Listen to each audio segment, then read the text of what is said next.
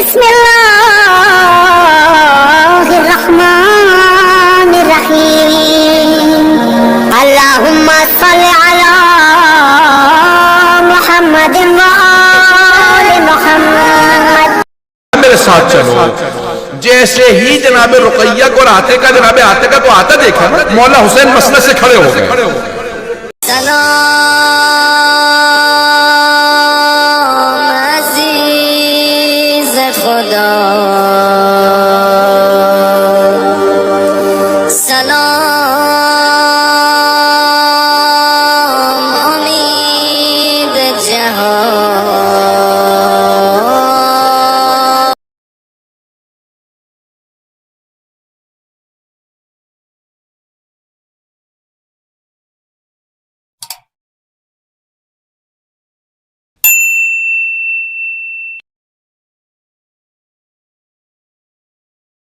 جب پیغام کو کوئی انسان ایک سفر پہ لے کے چل رہا ہے، نہیں وہ اگر پیغام دینا چاہے تو جانتے ہیں اس پیغام کو پہنچانے کے لیے سفیر ایسا منتخب کرتا ہے. انتخاب سفیر ایسا ہوتا ہے جو اس مقصد سے ہم آہنگ، جو بالکل ان لائن ہو اس مقصد سے. تو اب سید الشہداء نے کیا کیا؟ اپنا سفیر بنایا جناب مسلم ابن عقیل کو. مرحوم زیدی صاحب فرماتے تھے کہ سارا کوفہ مسلمانوں سے بھرا ہوا، لیکن مسلم صرف ایک. جناب سید الشہداء نے جملہ لکھا، خط لکھا تو اس کے ساتھ جملہ لکھا، انی باعث علیکم اخی وابن عمی وثقتی مسلم ابن عقیل. کیا لکھا؟ میں اپنے بھائی، اپنے چچا کے بیٹے اور ایک ایسے آدمی کو تمہاری طرف بھیج رہا ہوں جو میرا ثقہ ہے، جس پہ مجھے ٹرسٹ. بہت بڑا جملہ. میں جب کہہ دیا تھا نا اخی تو پھر ابن امی کی ضرورت نہیں تھی، میرے چچا کا بیٹا. اور اگر کہنا ہی تھا کہ کزن ہے، چچا تھا بھائی ہے، تو بھائی کہنے کی ضرورت نہیں.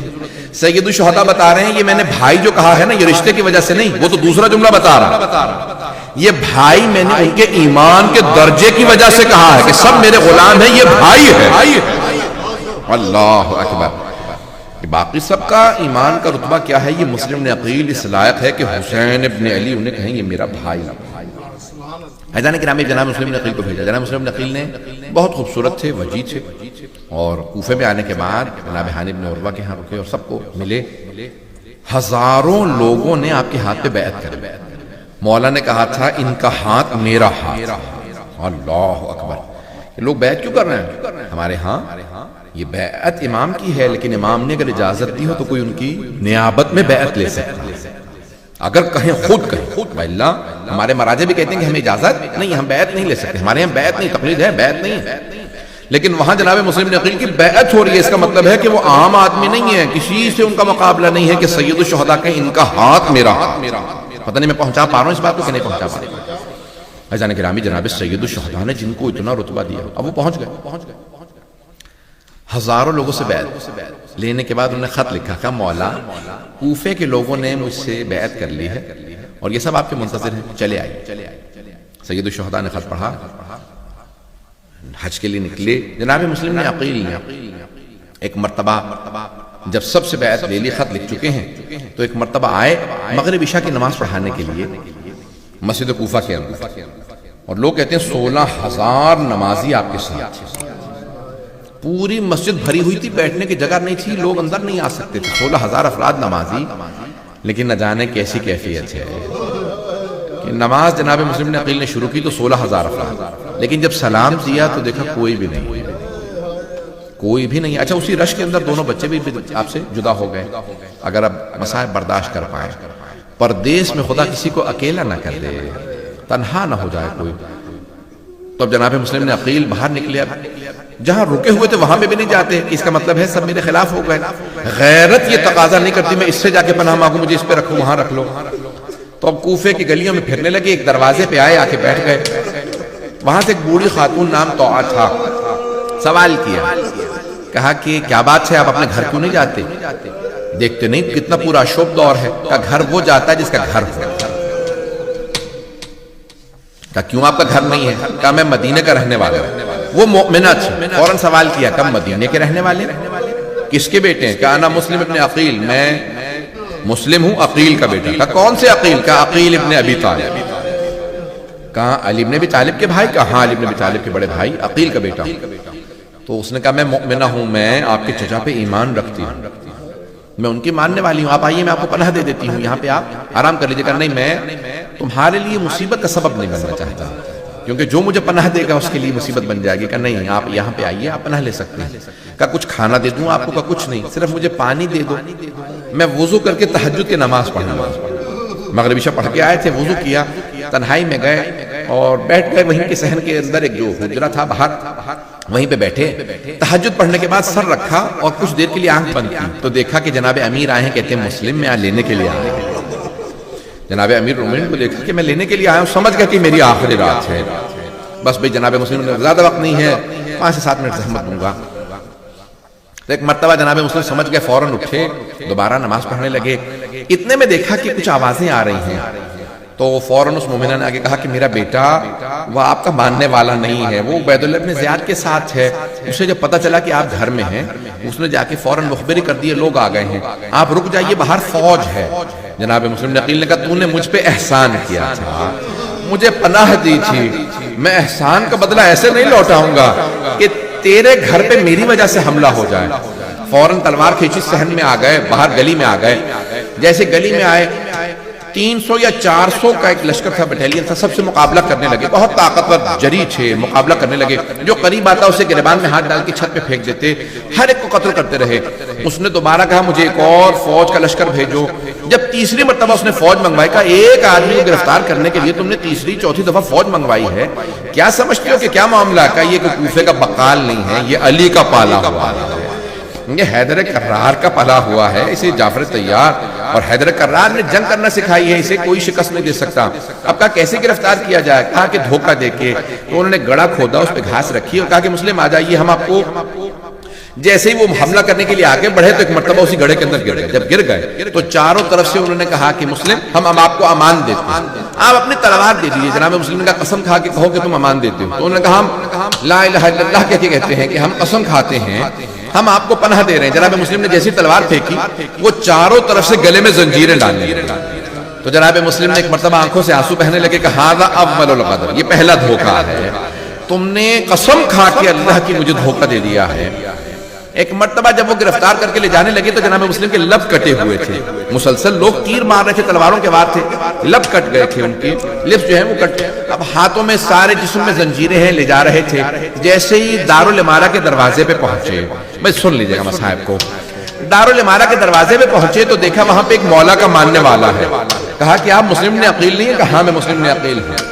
کہا میں علی کا ماننے والا ہوں، کچھ چاہیے؟ کہا اگر ہو سکے تھوڑا پانی پلا دے، میں بہت پیاسا ہوں. اس نے ایک ظرف میں پانی دیا، کہا پانی پی لیجیے. جناب مسلم نے پیالہ تھا، جیسے پیالہ رکھا نا پانی پینے کے لیے تو آپ کے جو لبوں سے خون بہ رہا تھا اس میں گرنے لگا. آپ نے کہا یہ آلودہ ہو گیا ہے، تو آپ مجھے صاف پانی دے دو، اس میں بہت زیادہ خون آ گیا ہے. اس نے دوبارہ پانی دیا، دوسری مرتبہ دیکھا پھر اس میں خون آ گیا.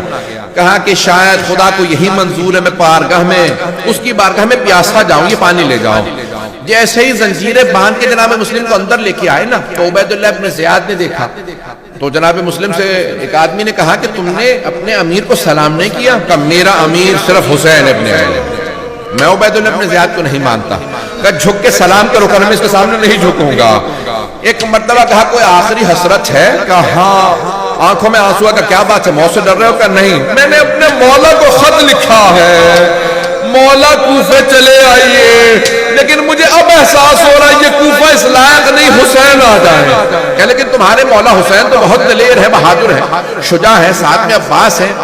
کہ مجھے مولا کے آنے کے اتنے زیادہ پریشانی نہیں، لیکن مولا اپنی بہنوں کے ساتھ آ رہے ہیں، مولا بہنوں کے ساتھ چلیں. اجرکم اللہ. بس بھئی 2-4 منٹ کی زحمت اور دوں گا. بس بھئی بعض بزرگ علماء نے ایک روایت لکھی ہے، وہ کہتے ہیں کہ وہاں جناب سید الشہداء کی کیفیت بدلنے لگی. جناب عباس نے پوچھا مولا کیا بات ہے؟ تو مولا نے ایک مرتبہ ہاتھ کی 2 انگلیاں اٹھائیں کہ عباس ذرا انگلیوں کے درمیان میں دیکھو. تو جناب عباس علیہ السلام نے دیکھا کہ مولا بڑا ہی کوئی مظلوم ہے، ہاتھ اس کے پشت سے بندھے ہوئے ہیں، گھٹنے زمین پہ ہیں، کسی بہت بڑی عمارت کی چھت پہ ہے، یہ دارالامارہ کی چھت تھی.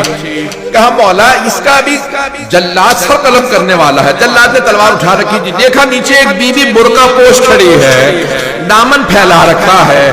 جناب سید الشہداء نے کہا عباس ذرا غور سے دیکھو. جناب عباس نے دیکھا، کہا مولا یہ میرا بھائی مسلم ہے، مولا مجھے پہنچا دیجئے اعجاز سے، میں اپنے بھائی کا دفاع کروں، میرا بھائی تنہا ہے. ایک مرتبہ تلوار چلی، سر قلم ہوا، زمین پہ گرا. کہا مولا کوئی بی بی ہے؟ کہ یہ میری ماں ہے. اجرکم اللہ، اجرکم، میں نے تمام کر دیا. ایک مرتبہ جناب مسلم کے جسد کو کوفے کے سارے بازاروں میں پھیلایا گیا. میں تمام کر دیتا لیکن یہاں جناب مسلم کی شہادت مکمل نہیں ہوتی.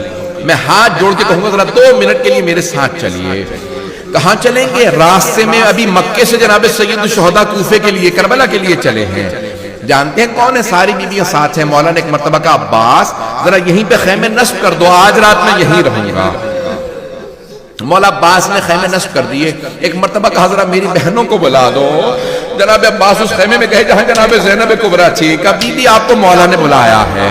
سید الشہداء کی آواز کا سننا تھا کہ مولا نے بلایا. جناب زینب فوراً آئے. کہا بھیا آپ نے بلایا؟ دیکھا مولا کے بہت چہرے پہ غم کے آثار ہیں. کہا بھیا سب خیریت ہے؟ کہا کوفے سے بڑی بری خبر آئی ہے. ذرا میری بہن رقیہ کو بلا دو. زینب میں رقیہ سے بات کرنا چاہتا ہوں. جناب زینب سمجھ گئیں، فوراً آئے. کہ رقیہ بھیا نے بلایا ہے. ایک مرتبہ جناب رقیہ نے فوراً اپنی بیٹی کو آواز دی. بیٹی جناب مسلم کی بیٹی، نام عاتقہ ہے. کہا عاتقہ ماموں نے بلایا، میرے ساتھ چلو.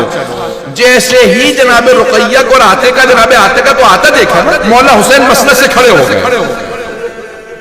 مسند سے کھڑے ہوئے بہن کا استقبال کیا. فوراً جناب عاتقہ کے سر پہ ہاتھ رکھا. جیسے ہی ہاتھ رکھا نا، ہاشمی بچی تھی، بہت سمجھدار تھی، فوراً سمجھ گئی. کہا مامو جان میرے بابا خیریت سے ہے؟ کہا میرے بابا خیریت سے ہیں. جناب سید الشہداء نے کہا بیٹی اپنے آپ کو یتیم نہ سمجھنا، ابھی مامو زندہ ہے، میں تمہیں یتیمی کا احساس نہیں ہونے دوں گا. جناب عاتقہ کی آنکھوں میں آنسو آ گئے، رونے لگی، سمجھ گئی میرے بابا شہید ہو گئے. جناب سید الشہداء نے کیا کیا؟ ارے شب عید ہے.